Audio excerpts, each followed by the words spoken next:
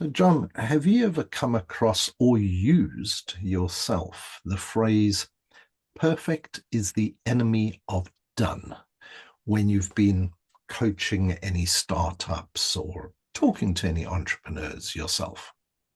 Absolutely have. I think it is a challenge a lot of businesses face, and it's often the people who are most passionate about the product or service they're trying to develop.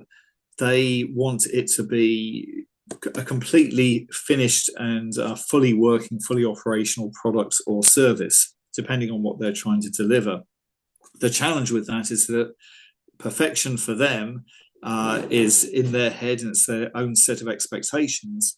But at that point, they haven't fully tested their idea to know what the customer really wants, what the customer feels is most important, what the customer may feel is an unnecessary feature or benefit. And so the danger is that more and more money gets spent before something gets launched or tested.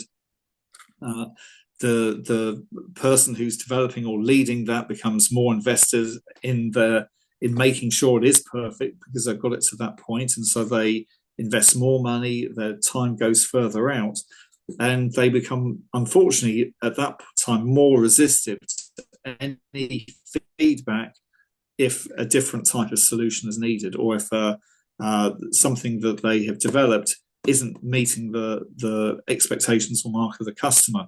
In reality, the only true feedback any of us should be taking when launching a new product or service is how a customer is using that and the feedback they give of what is working well and what isn't.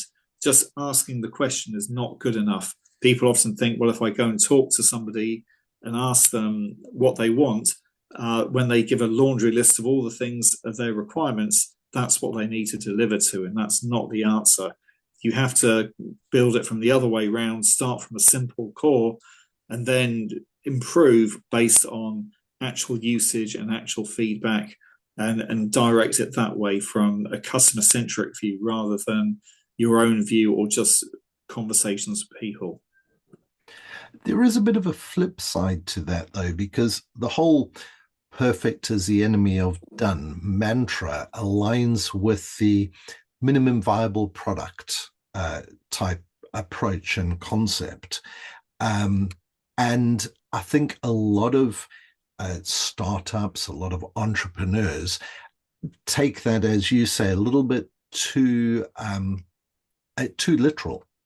And instead of making it perfect, they go down the MVP route and they throw up something that is potentially reputation damaging because they've come at it too quickly.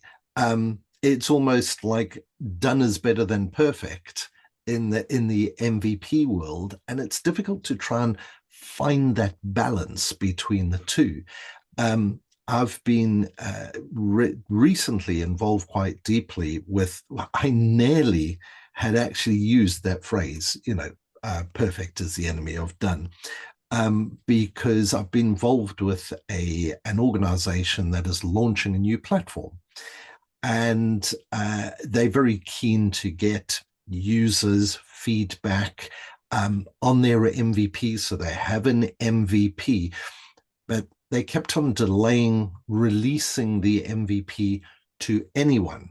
Little tweak here, little tweak there. And was on the tip of my tongue to say, you're striving for perfection.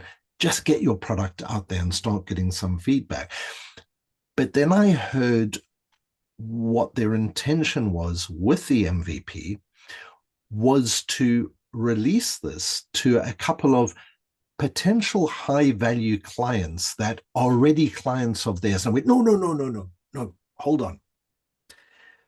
This is a case whereby, although you want to get your product to market and you want to start getting that customer feedback and you want to start iterating on your product and getting live feedback, it's very important not to first approach your high value customers, your potential high value customers, because they potentially won't understand that you're basically asking them to do some UAT, some user acceptance testing.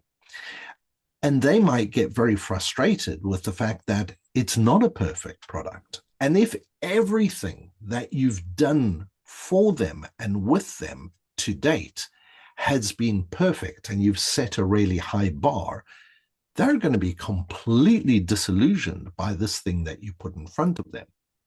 So I think that you're right there, Andrew. The only caveat or twist I would put into that is that I think it's all about setting expectations with people. So in that example, the expectations for those high value clients would be set at a certain level based on previous experiences. However, there's some great case studies with huge companies like Apple and Monzo to name but two, who actively go and seek a community of early beta testers where they say, in return for seeing the next iteration of our product or service, you will get an unfinished or incomplete version. So there will be bugs, there will be issues, but the advantage is you are one of our privileged inner circle, and we would value you to help set the direction for that. So I think it's all about the expectations in that case. There's a great example where there's like a takeaway close to us where they're saying that all food will be delivered to you within 30 minutes, or you'll get your meal for free. And I thought, well, that's pretty impressive.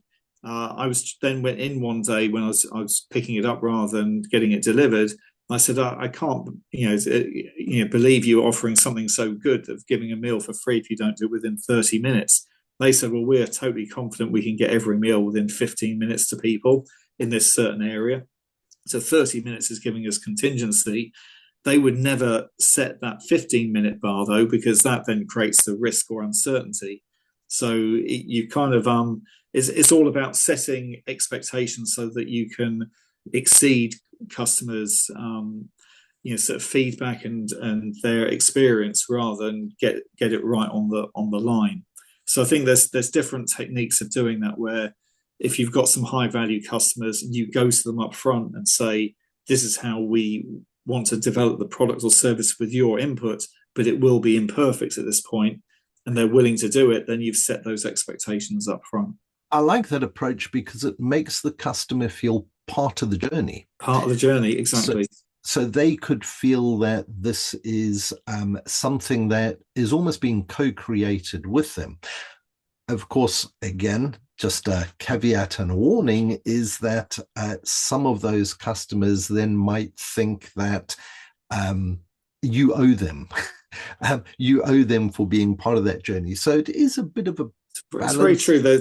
There's a classic dynamic in it, broader than just business, but in life, around reciprocity. And it's if you're giving someone something, it's inverted commas, for free, then they become in your debt. And therefore they will then feel they need to repay that debt somehow. This is often subconscious. I often coach entrepreneurs when they're kind of meeting with new customers or clients to never hesitate to pick up the bill if they're meeting someone for a coffee or for a meal. The person will be pleased because they would be unsure if it's going to be a bill split or if they would be expected to pick up the bill. So suddenly, knowing that they're getting a free coffee or free meal, they will feel indebted. If you then ask them a favour back, and it needs to be proportionate, of course, of saying, look, I'd love to get your feedback when I'm launching something, or could I meet again just to bounce some ideas off you? They will be very willing to do that because they will be wanting to return that favour. So I think there's this kind of favour bank you can build up, but also be careful of how you, so give those pieces out and take return of favours as well. I just talking about reciprocity a couple of years ago, I had seen a startup demonstrating a tool at a trade show that I'd gone to. And it was a kind of a tool that, had I still been in a corporate environment, I absolutely would have used the tool. It would have been the key tool that I would have used. And I knew that in my previous role in a corporate environment, I would have been their ideal target customer. So I stopped at their stand to talk to them and got involved in quite an involved discussion with the product development manager. So the person who was curating the feedback from their ideal customers and things like that. And they were very much in a early stage beta testing of their product. They knew that it had bugs and they weren't shy about that. That's the kind of an exhibition and stand that they were at. And over the course of the conversation, the person turned around to me and they said, look, you've already given such fantastic feedback. Would you be prepared to be a beta user of this product for free and continue to give us your feedback? And I went, well, I'm not going to use it in the same way as I would have in corporate, but I would love to. This is a great product, from what I can see of it. And that began a relationship with them for about 3 years, where they moved from a beta product to a full-blown production value product that was sold at enterprise prices to large organizations. But because of my time, feedback, and effort that I'd given them in their early stages, they awarded me with a lifetime free license of the top of the range, all singing, all dancing enterprise version of their package and their platform, on the condition that I was willing to come and on a quarterly basis have a cup of coffee with them for an hour, which of course I was so happy to do, because by that time, this particular piece of software had become an important part of my life. Even though I wasn't in corporate, this was as an independent consultant, and I couldn't afford to pay what they were now charging the corporates. But I became their biggest evangelist and ambassador. I wasn't getting any kickbacks or anything like that. But whenever I met somebody that looked like me in terms of what they did and their kind of a role in a corporate environment, the first thing that I would say is, have you heard of this tool? Oh my goodness, if I was still doing your job, I would be all over it. And then I would pass on and I'd say, look, I'm not getting any kickback. I'm not employed by this company. I'm just a huge fan. So they turned me into a massive evangelist. Unfortunately, they expanded too rapidly, had cash flow problems, couldn't raise funding, and eventually went out of business. Which was a sad day for me, because over that 3 or 4 years, however long it was a fantastic ride, a fantastic company. But that was a great indication of finding the right people to be part of that MVP, help shape, give valuable feedback, and was definitely a case of done is better than perfect. Absolutely. Fantastic example. Brilliant. Perfect being the enemy of done. So are you for or against the phrase? We're going to wind up on that one. Perfect is the enemy of done. Do you agree or disagree with that? I think overall I agree, but I would always say it depends. Because in business there's very rarely a clear black and white around different situations. And we've given a couple of examples of where you could flip it around and get a better outcome for your business and help it to grow by having, sort of leaning the other way around. So I think as a general guide, it's a good principle to keep in mind, but also have the tactical flexibility to consider, sort of the mirror image and how that could be helpful to you instead. What about yourself? Excellent advice. Well, again, like you, mine is tempered advice of saying, yes, perfect is the enemy of done when you are trying to get something out, but carefully consider who you are releasing it to. Choose the right people to give you that feedback. Make sure, as you said, give them the context, make sure that they understand that what they are dealing with is going to be buggy, and preferably try and find people who are willing to go through that pain process that they themselves aren't looking for an instant solution to something. Because if you give it to somebody who believes this is going to be their instant solution, and on first use, it doesn't work the way they expect it to be, you might alienate them forever. So, You'd be finding an uphill struggle to convert them to a customer. I completely agree. exactly. So, get your offering, make sure it is good enough to stand up to the context that you've given, get it out there, get that feedback, co-collaborate and co-build with customers. And don't strive for perfection on your first release, but strive for continuous improvement over the rest of the life of that product.